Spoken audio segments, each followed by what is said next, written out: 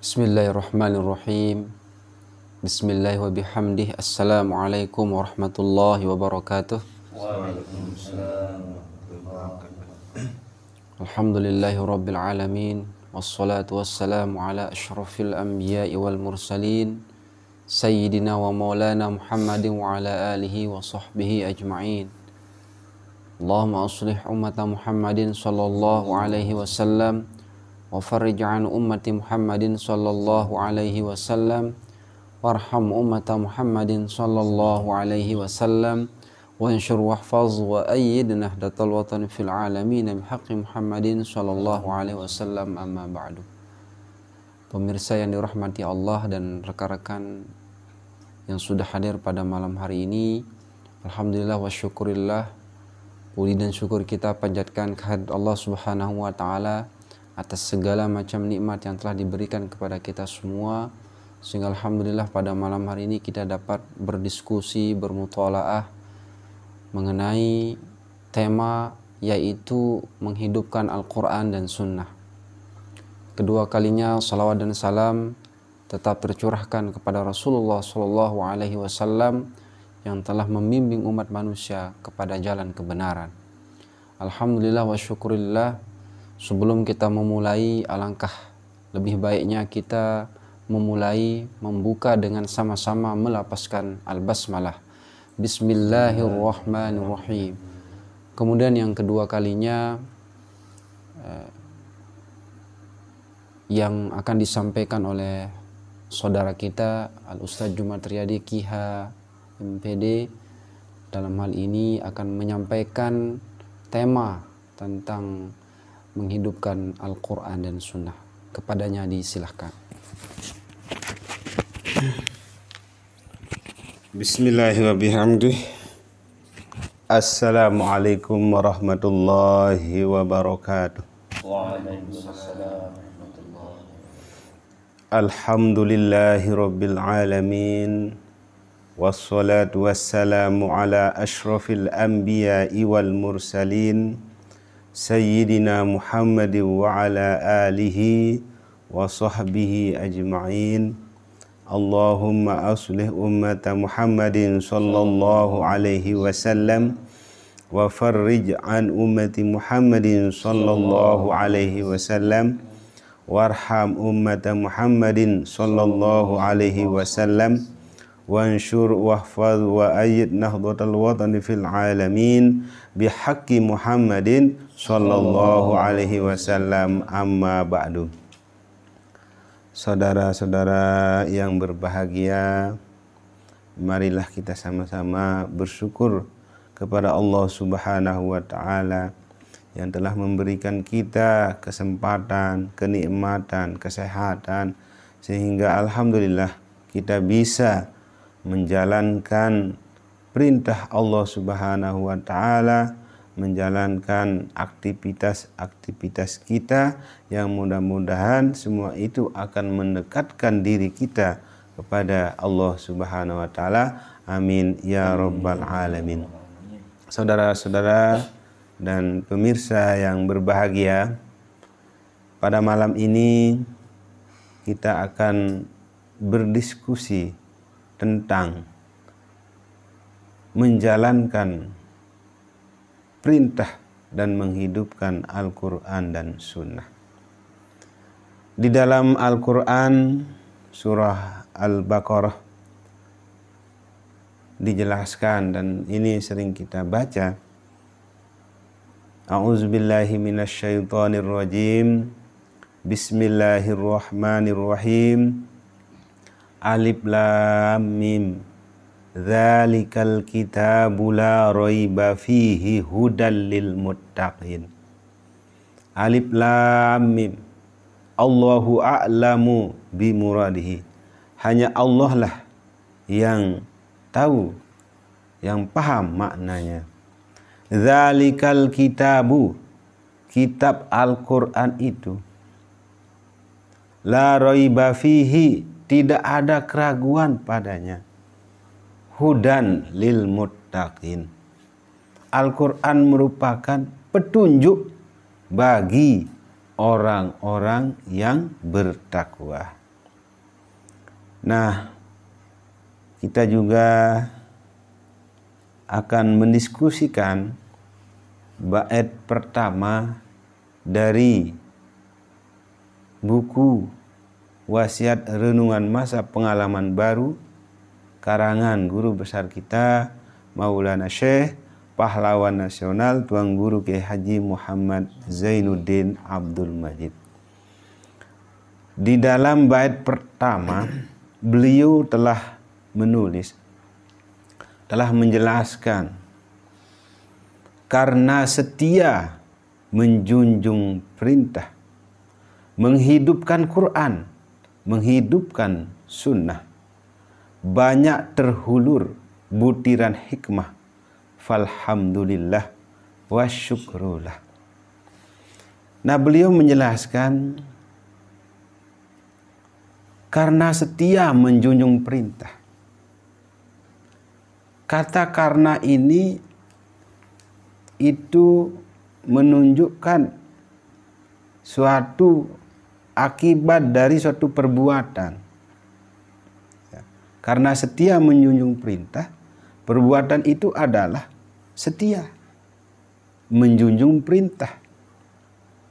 Nah, kita tahu bahwa landasan berperasaan, landasan berpikir, landasan berbahasa, berdialektika, bahkan landasan untuk beraction, beraksi, bertindak, itu adalah Al-Quran, As-Sunnah atau Al-Hadis, Ijma' dan Qiyas. Nah, kita sebagai warga Nahdlatul Wathon tentunya juga mengacu kepada wasiat dan fatwa guru besar kita Bapak Maulana Syekh Tuan Guru Kiai Haji Muhammad Zainuddin Abdul Majid. Nah, dengan sebab karena kata karena tadi itu, dengan sebab setia menjunjung perintah yang telah diperintahkan oleh Allah Subhanahu wa taala melalui firman-Nya yaitu Al-Qur'an, dan perintah Rasulullah Shallallahu alaihi wasallam melalui hadisnya, hadis beliau. Begitu juga dengan keputusan, begitu juga dengan hasil ijma' dan qiyas para sahabat, para ulama, para tabi'in, orang-orang yang betul-betul serius mendalami Al-Quran. Nah, dengan setia menjalankan perintah-perintah tersebut, maka kita akan mendapatkan begitu banyak hikmah, butiran hikmah. Nah, karena setia menjunjung perintah, menghidupkan Quran, menghidupkan sunnah. Nah, yang namanya kata menghidupkan tentunya bagaimana supaya sesuatu itu hidup. Ya, misalnya kita bercocok tanam, paman. Tentu bagaimana tanaman kita bisa tumbuh dengan sehat, dengan subur, dengan segar, sehingga padi kita, tanaman kita tumbuh subur dan kita menghasilkan panen hasil yang baik, yang banyak.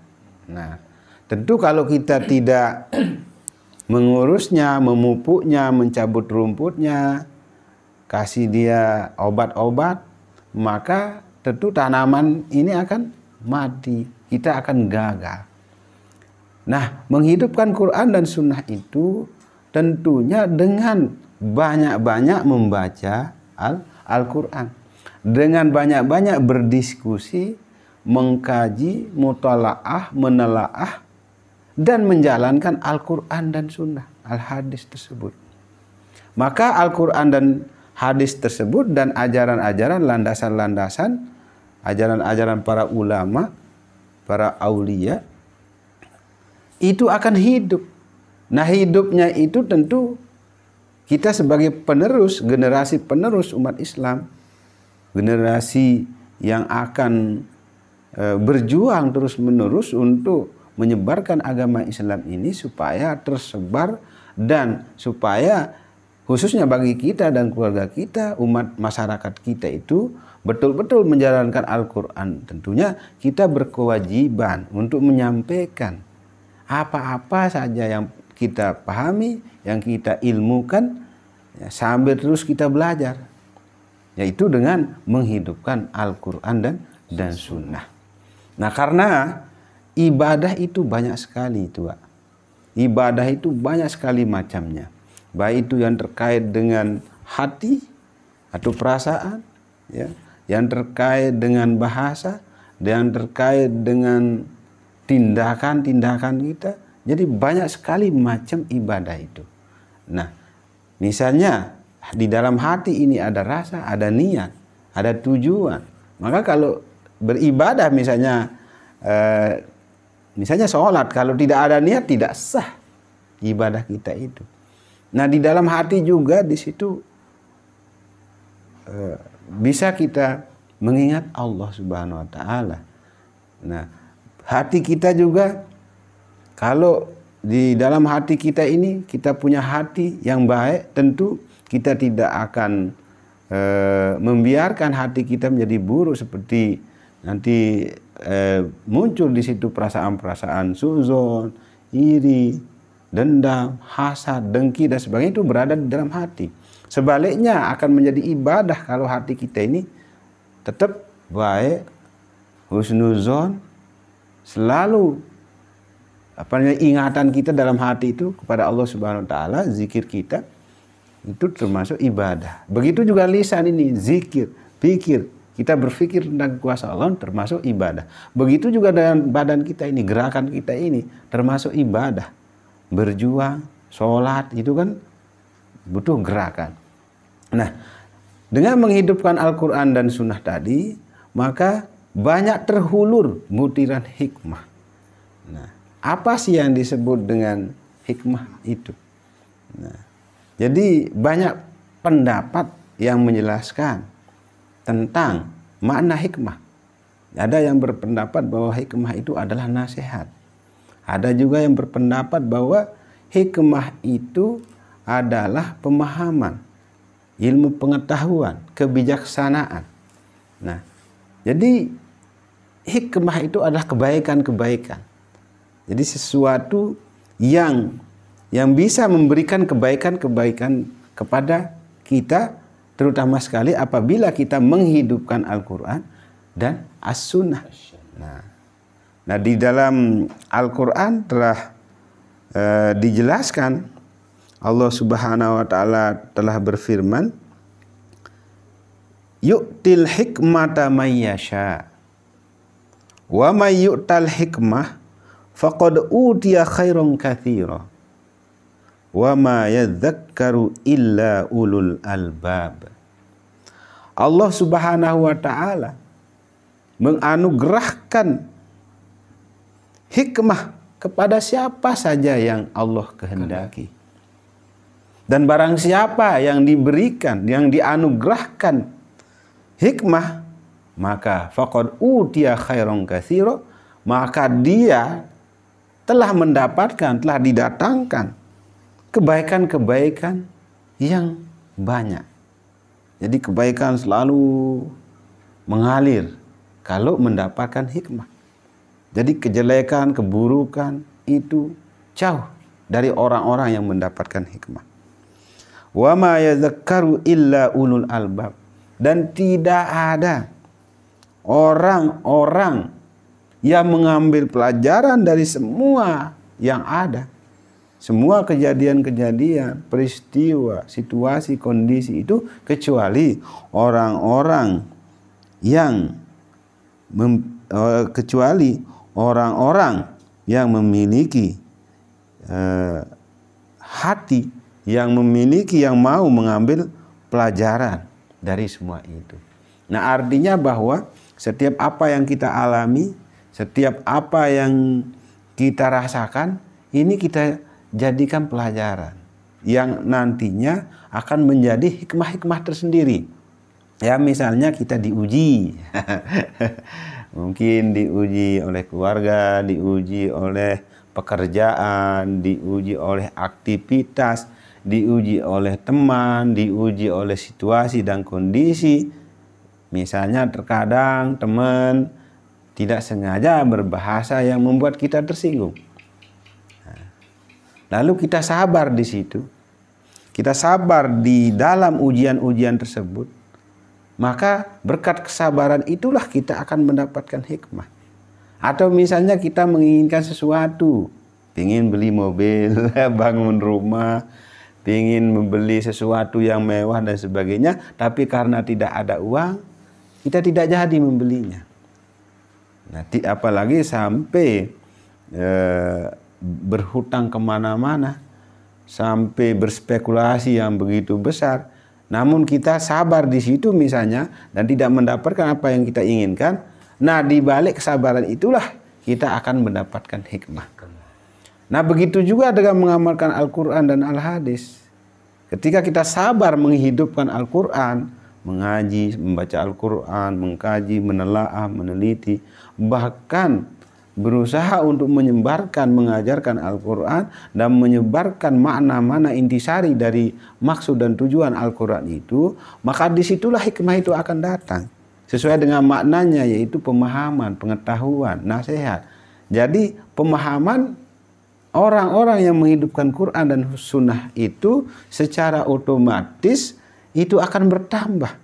Kajian-kajiannya, pemahamannya, pemikirannya itu akan bertambah. Maka akan bertambah juga kebijaksanaannya dalam menghadapi bahtera kehidupan. Nah, inilah kesimpulan dari diskusi kita. Nanti bisa kita sharing ya, apa yang dimaksud dengan setia itu, bagaimana kita menghidupkan Quran dan Sunnah. Nah, bagaimana supaya butiran-butiran atau huluran-huluran butiran hikmah itu kita dapatkan. Nah, sebagaimana beliau di akhir wasiat bait pertama mengatakan alhamdulillah wa syukrullah. Nah, jadi ketika kita mendapatkan hikmah atau kebaikan-kebaikan yang diberikan oleh Allah Subhanahu wa taala, maka di situ menandakan kalimat alhamdulillah itu menandakan kesyukuran. Nah, jadi alhamdulillah wa syukrullah. Jadi kita bersyukur kepada Allah Subhanahu wa taala, bukan sebaliknya dengan mendapatkan nikmat, hikmah, ilmu pengetahuan, kebijaksanaan dan sebagainya, lalu takabur, sombong. Tidak mau memuji, bersyukur kepada Allah Subhanahu wa taala.